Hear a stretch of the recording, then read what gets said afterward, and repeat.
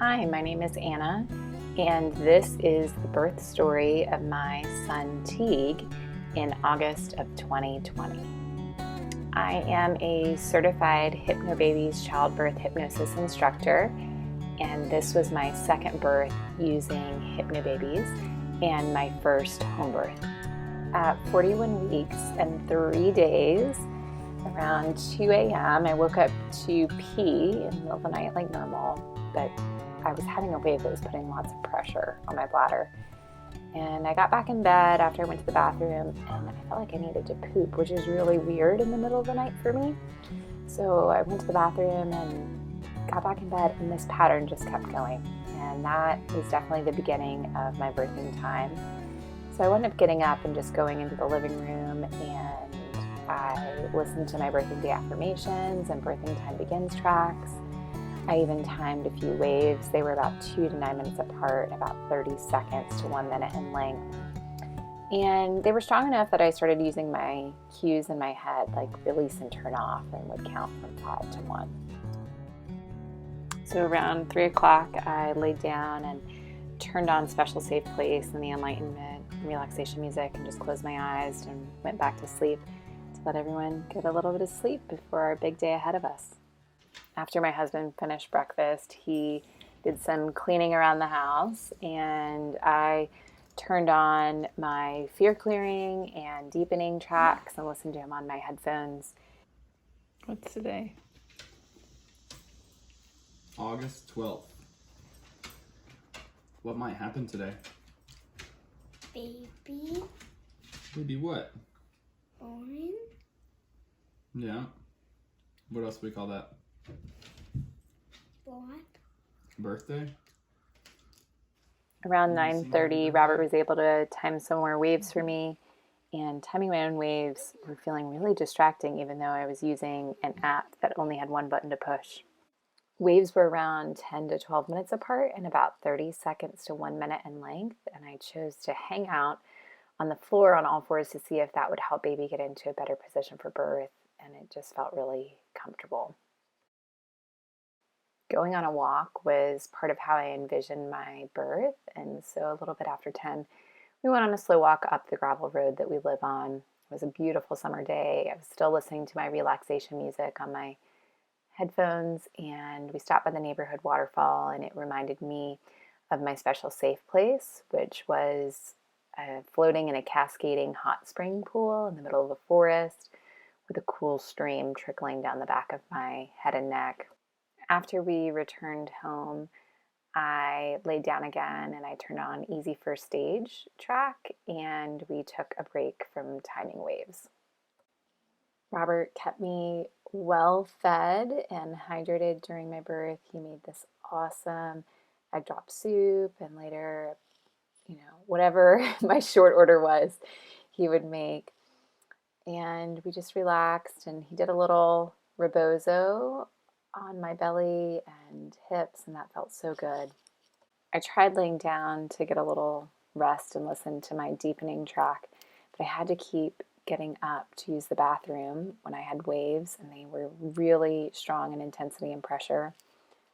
This is a picture of when I was leaning forward on the edge of our bathtub, and Robert would pull my shoulders back into his body and apply pressure with the relax cue, and it was so helpful as that wave was building in strength. He didn't realize how much it really was helping me at that time.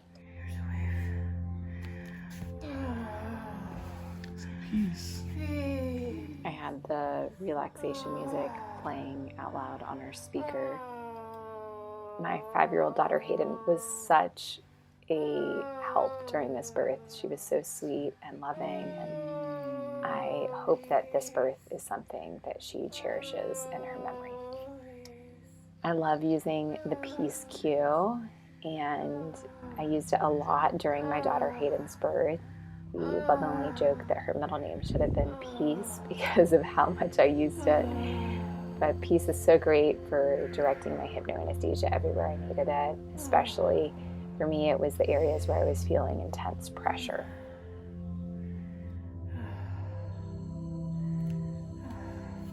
My My waves were at this point mostly between 2.5 and 3 minutes apart and lasting 45 seconds to 1 minute in length. And the waves were so intense that I was having a hard time balancing and relaxing through each wave while hugging my birth ball. So I switched to an ottoman to have a little bit more stability while still allowing my belly to hang. I felt like my bag of waters was bulging at this point with so much pressure, like a water balloon being squeezed while being extra full. I remember thinking my water was going to splash everywhere during one of these waves, but it never actually did.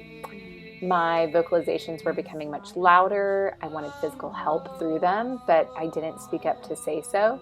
And what's interesting from Robert's perspective, he said I looked so relaxed that he thought I was doing great independently and that his support wasn't needed. And he's probably right. I didn't need his support. I just would have enjoyed it if he didn't have all those logistics to take care of. So we had the midwife start on her way to our house, and I wasn't even certain that she would make it at this point because I knew this baby was coming soon.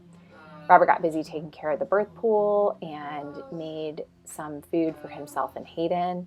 And she would rush by my side to give me the peace cue with her little kid voice during my waves, which was so loving and helpful.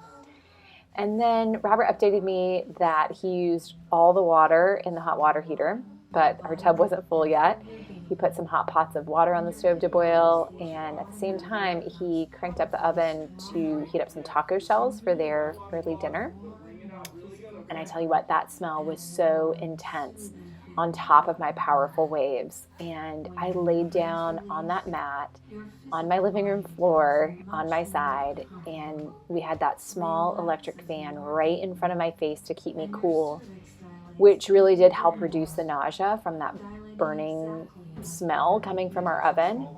But the house was getting really hot, and I wasn't sure if it was just my birthing hormones, getting hot at that point. But later, funny enough, we did discover that our air conditioner went out and it had been blowing hot August air through the most intense parts of my birth.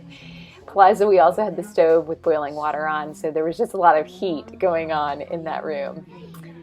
With each wave, I tried to turn completely off, only to find myself quickly returning to center to follow my body's instincts to move. I felt tension building in my body. I wanted to cross my ankles together and hold them tight against each other like a pretzel to counter the big pressure I was feeling in my birth canal.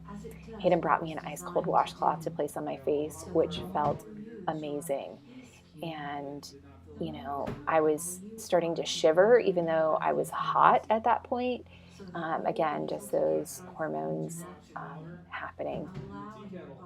Robert did so good being the captain of the ship and figuring out all the logistics around my birth and helping make sure that Hayden was taken care of and I was taken care of, and communicating with our families and my midwife. So kudos to Robert for a great job as my birth partner.